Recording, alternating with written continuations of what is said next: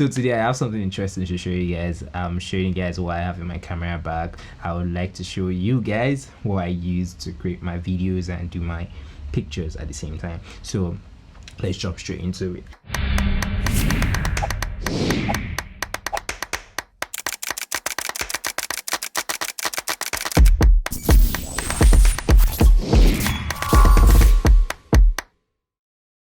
Hi guys, welcome back to my YouTube channel. I'm Mcbaj, a fashion and beauty photographer based in London, UK. So guys, if you haven't hit that subscribe button or you've not clicked on that notification bell, guys, do that right now, because yeah, come on, let's grow this channel together, guys. First thing first, I'll be picking up this stuff from the camera bag right here. So I'm going to start with the camera first off.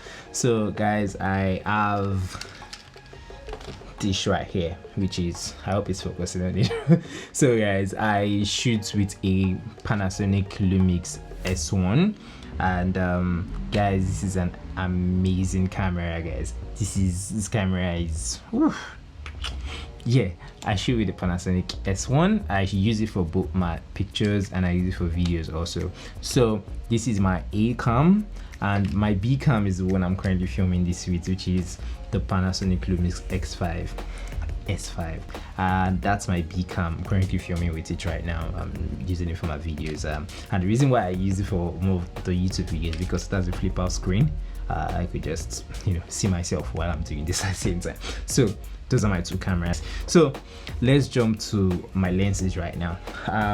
First thing first, I have this beautiful Panasonic Lumix 85 f1.8. I have this Panasonic Lumix 85. I use this for most of my portrait images, and sometimes I use it for videos if I need to get that close up and like that soft, sweet bokeh, that depth of field.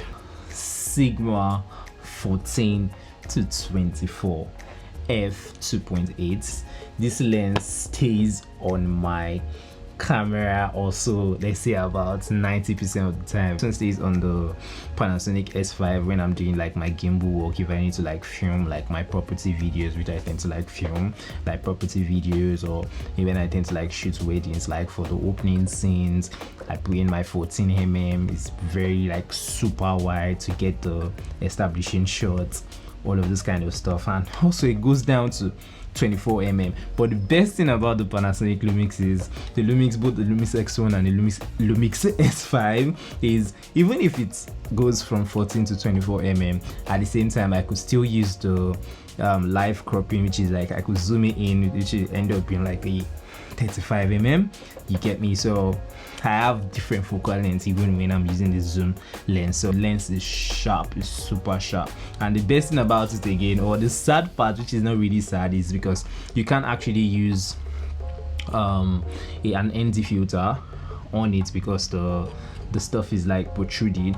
But the trick to it is that right behind here I have got an ND filter for it, so you can actually place a rear ND filter at the back of this lens instead of in the front. So I still get my really sweet cinematic videos using this lens with an ND filter and using the 180-degree rule. My third lens is the lens I'm currently filming with right now, which is the Sigma 35 f2 contemporary lens. It's currently on my Panasonic Lumix X5 S5. Why do I say X5? S5. Good. So I love this lens so much because of it has that vintage kind of look. It has the gear. I'm really sorry I can't show you guys right now because I'm filming with it. So I love the lens. It stops at f2, yeah, which is like still decent enough to get like enough light to go in for a low light shot. And the lens is amazing. I'm just gonna put a picture somewhere here so you guys can see the lens. Dish right here.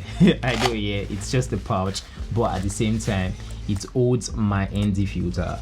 I got my ND filter. ND filter is very important for shooting videos, you know, if you need to get the 180-degree rule, and you know, if you're like outside and you need to shoot a shallow depth of field, you don't want to crank up your shutter speed, then you're gonna have that kind of like jerky kind of like video, which is not professional. You need to stick with the 180-degree rule. So this is what allows me to do that. ND filters are basically more like sunglasses for your camera. So it goes up, goes down, makes my makes my lens darker, then I can actually stick with the 180-degree rule.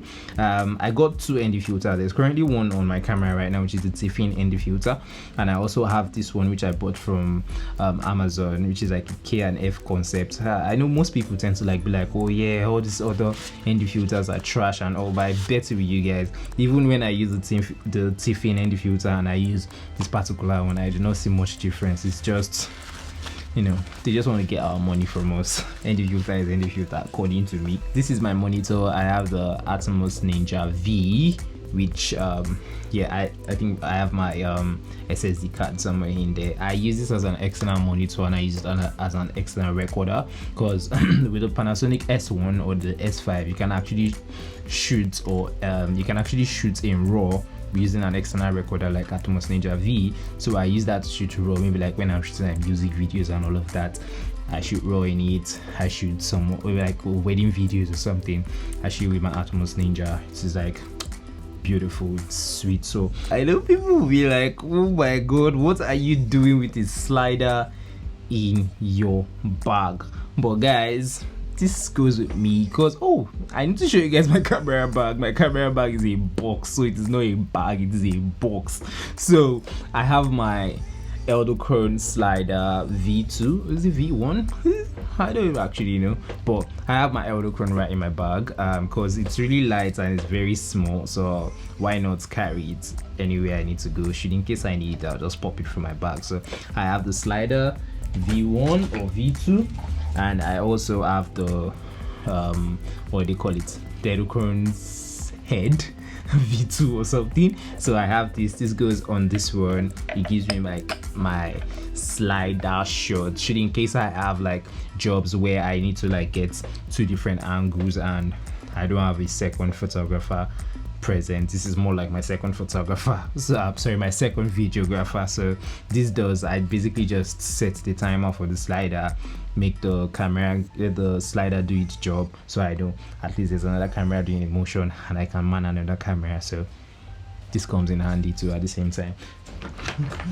I got different batteries for my camera. I got batteries like the Sony, I got like the Sony MPF battery, the big one for my Atomos Ninja, and I use it to like charge my phone if I need to charge my phone.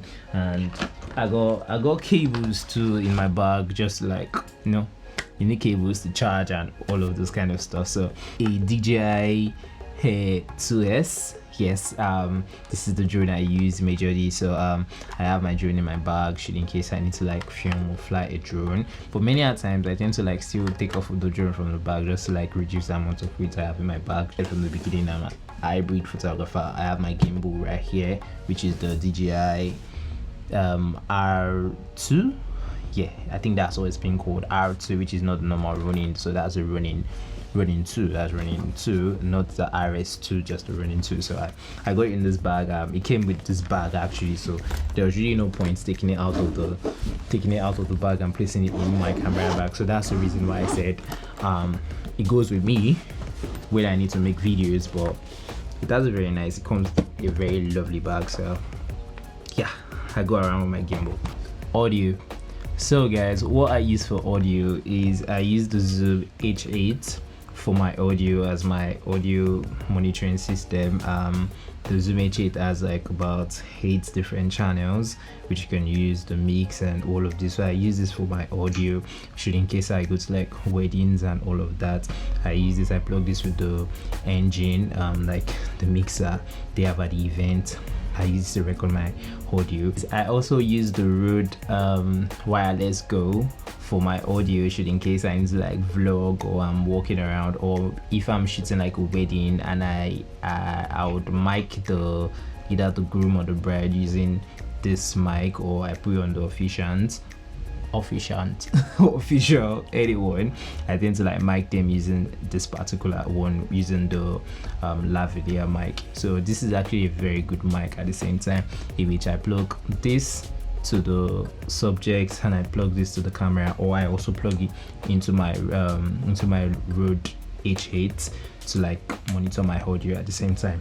Boya, it's a Boya mic. I put this on my camera virtually like 99% of the time. I place it on my camera to like record like the ambient sound, and you know, more like a safe sound for me. So this stays on my camera. And also I got this cable right here which enables me to be able to like do a splitter for my camera, so I can get 2 different sounds on my camera while I record. So I could have this as sound A and also have the Rode Wireless Go as sound B using this splitter cable right here. So finally guys, I have this in my bag, a USB power bank.